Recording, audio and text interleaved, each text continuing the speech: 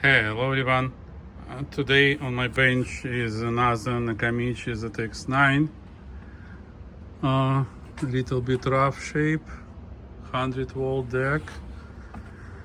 And what I mentioned, that it tries to work, but pinch roller arms are seized. So we would need to remove and clean up lubrication. Everything else, I don't know yet. So let's start from simple things first. Remove tape transport and let's see how we can help it. See you soon.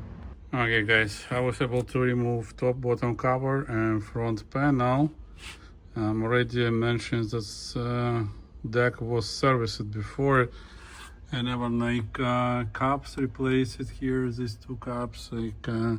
What else I mentioned, that this door is stuck because like see it doesn't fix properly.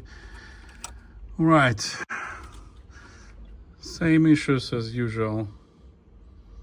Many of these decks already went through the point of almost no return.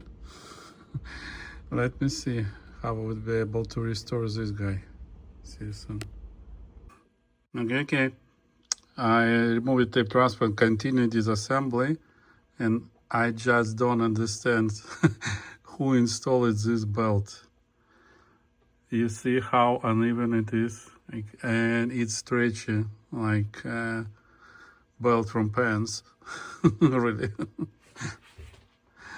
My. Right. Now let me disassemble, get to the idler. We'll replace idler first. Make sure that motors work well, and then we will work on the front. See you in a moment. Okay everyone, I replaced idler and 3 belts, and now I get to the head block. I would need to replace this lubricant, and that's the problem. You see, they almost don't move. Spring cannot move it back. Alright, so what we need to disassemble and clean it up, lubricate, and assemble back. So, see you soon. Okay, I disassemble, clean it, put them back, and now, as you may see, they move freely. And now I go to make sure that they fit the guides. Alright, and that was I was making. Correct height to fit the guides. Now we'll use lock here to lock them in place, and we can continue with cleaning and assembling head block. See you soon. Alright everyone, I fixed the left side of the door, assembled everything, lubricated, validated that heads moves. Now I have to install cable back and power board for the direct drive motor. Now I like how it works. Good.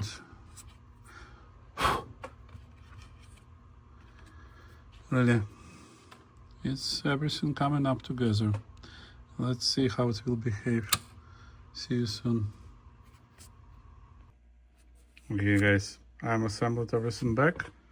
Here is an issue.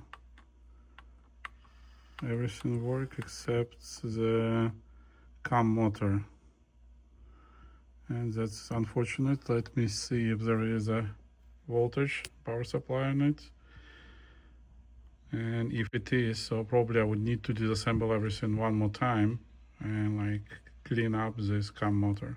See. Okay, I was able to find the issue with the motor without reassembly. So the minus, like or ground, connects through the long leg of the capacitor, and it was not connected to the ground. All right, even if the wire is there, like everything is there. But now we have another issue. You see, counter doesn't work, and Autostop work right away. I would need to see if it's a bulb or is it something with electronics. Let me check it up. And guys, as you may see right there, we have a fried bulb. Alright, so it should be late, but it does not. Okay, I need to remove front panel again. Alright, turn off power supply. Remove front panel again and replace the bulb and then install it back. See you soon. Alright, finally it works and counter works now.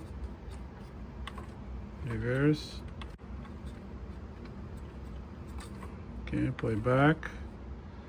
Everything works. Pinch rollers rise up. Okay, good. Finally, tape transport is quiet and easy and works like new. Okay, now let me prepare. I need to tune up the heads position because I was touching the height of both guides. And after that, when I tune up heads, we will tune this up and see how it will play in record. See you soon. Okay guys, I'm starting to test. I didn't tune anything yet, but I believe tape pass looks really nice. Tape is tight on the heads. No curls, no curling, everything looks to be pretty neat. Okay, then now it's time to tune up height and azimuth for both heads, and then we will start tuning everything else. Alright guys, I tuned heads for record and playback, and the type 1 tape, so it's 400 gears, 10 kilogears, and on 20 kilogears it's record 7 a little bit higher. Let me see how many decibel, 2 decibel high on 20 kilogears, 21, 22, 23, still recording, 24. Okay, up to 23 kilogears on type 1, really well. No issues at all, but this connector, switch tape source, needs cleaning. It doesn't work well.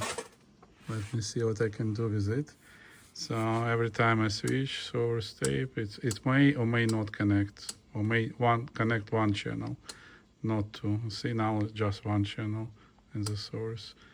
Now one channel in the tape, but opposite channel. Okay, let me see. Let me try if I can just deoxide it.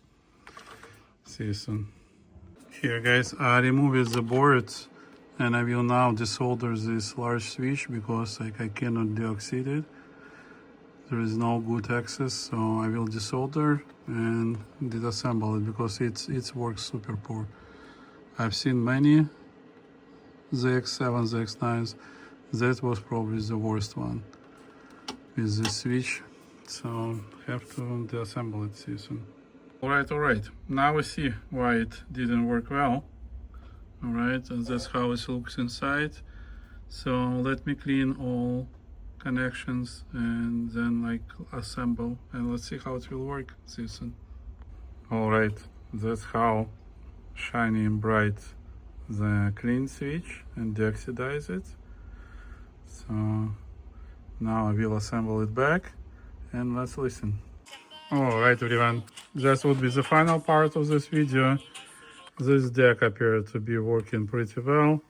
After all, I checked up the frequency response by ABEX tape, and it gives plus 2 decibel on 10 and 12 kilogears, so comparing to 1000 kilogears. 1000 gears, and that's what all good Nakamichi do. Wound flutter is good. Now the switch works perfectly well, source tape every time works with no issues. Playback is good. I tuned recording, good amount of spare high frequencies. I can on any tape go full scale and above. Levels good. And I will also replace the one of the capacitors in the bias generator, which sits on the high voltage pass. It's around 100 volts AC. Alright, so it will be safe now to use. I will put zip ties, close it, and ship it back. Thanks for your time and attention. See you in my next videos. Bye bye.